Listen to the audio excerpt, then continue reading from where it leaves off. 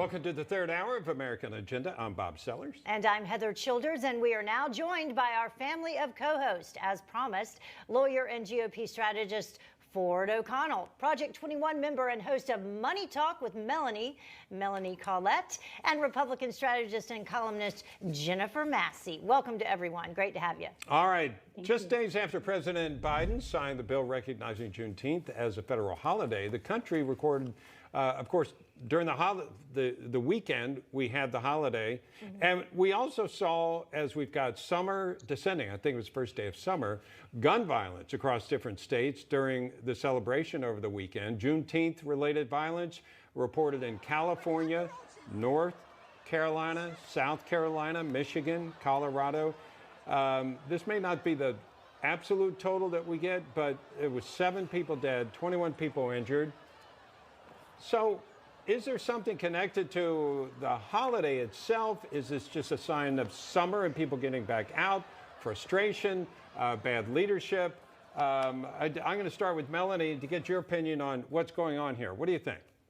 I think this is indicative of the lawless nature that we have recently with defunding the police and the people that want to defund the police. I think that a lot of these celebrations probably took place in cities where defunding the police is really popular, and the AGs and the prosecutors are doing bail reform, which is, of course, letting a lot of people, reducing the consequences for people who commit crimes. And there's just a lot of lawlessness in these cities, and a lot less police on the street. The police are completely outnumbered, and I think it's a problem. And I think it's really a reflection of that. Heather, I can't imagine how frustrating it would be for police to arrest people that are causing trouble and see them out on the street within a matter of hours. Yeah, which is one of the big issues that was being talked about in New York City over this past weekend, because I think that the New York Post, this article came out and it talked about how hundreds of looters from here in New York City, all the looting that happened over the past summer,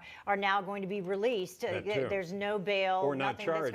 Not charged. Nothing's going to happen to them at all. And I think when you have this continue to happen where crimes are looked past, even if they're minor crimes, then the crime is just going to grow extensively and become worse and worse. What effect does that have, Ford, on the whole effort to impose laws on people and their communities?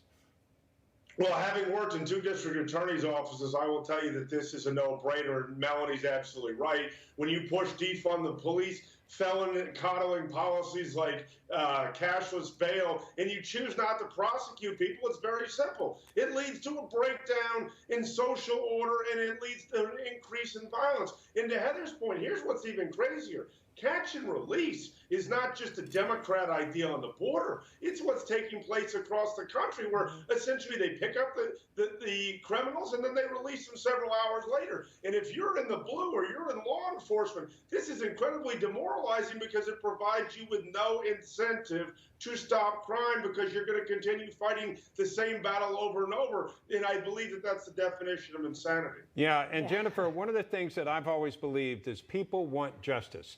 They know there's going to be a crime. There are going to be crimes, but they want the system to work in which people are penalized for committing those crimes. And what we're seeing more and more, that people commit crimes, they're arrested. We were just talking about all the things. Don't even have to come up with bail. They might be given tickets to return to court for their court date, instead of being forced to pay some kind of bond to cover bail so that you come back. It just seems totally out of what people want to see when it comes to justice. Yeah, it's mind-boggling, because it's basically a slap on the wrist. You know, come back and see us, so which most people won't come back and see them.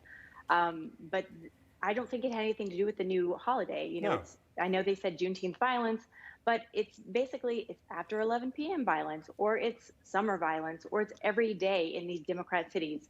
Violence is expanding.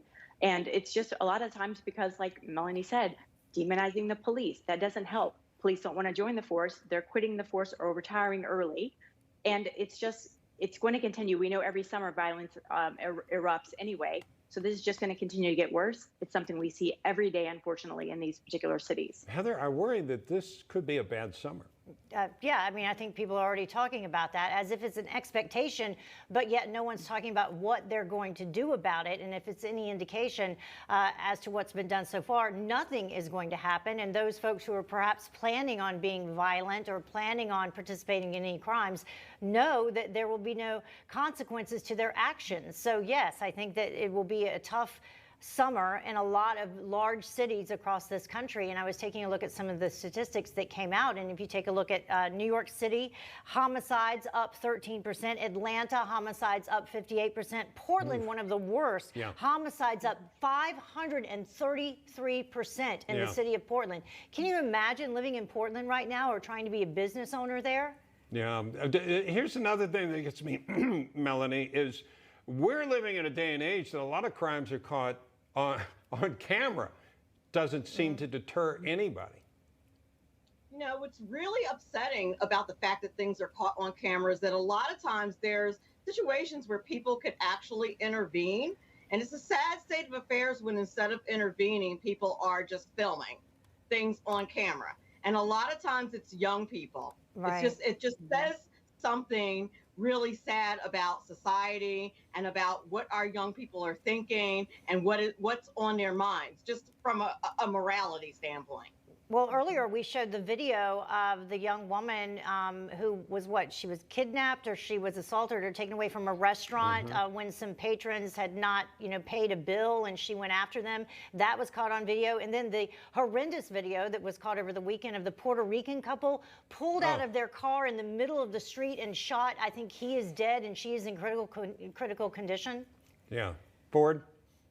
Well, look, I think that we're all hitting the same nail on the head in many different directions. I think here's the problem for Dem mayors across the country and Dem prosecutors. When you don't treat criminals like criminals, you not only marginalize the victims and the violence, but you also embolden the criminals. This is a very circular thing. And I think what happens here is people get into empathy, like we saw during the BLM protests last summer. Everyone says, well, if I agree with it. Look, if you don't prosecute crimes when they occur, they are only going to happen again, and you only embolden criminals. And the problem is we forget about victims. The idea of public safety and law and order is to protect the victims from the criminals, not the criminals from everybody else. Yeah. And that's the issue, one of the big issues with all of the charges being dropped with the looters here in New York City from this past summer.